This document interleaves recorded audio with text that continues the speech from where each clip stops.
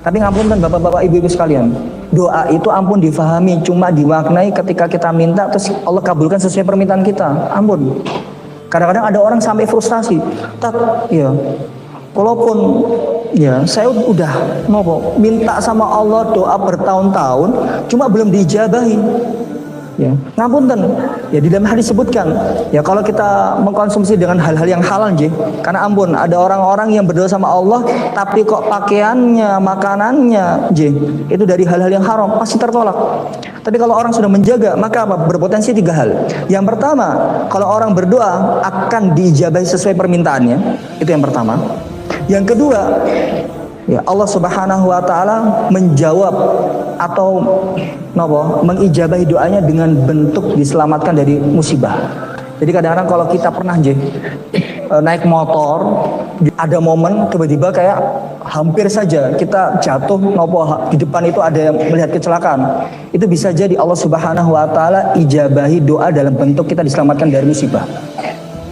Jadi ampun difahami kalau ampun salah difahami kalau kita berdoa sama Allah itu harus bentuknya sesuai yang kita minta. Enggak. Kadang-kadang apa? Kita diselamatkan dari musibah. Yang ketiga, Allah Subhanahu wa taala akan kumpulkan doa-doa kita di akhirat kelak.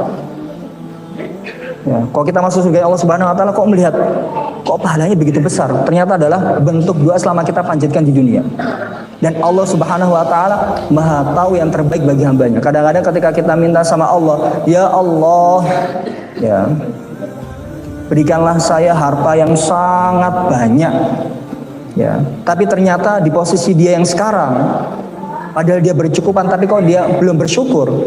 Ketika dia minta sama Allah supaya dikayakan, Allah Subhanahu wa taala tidak memberikan dia kekayaan.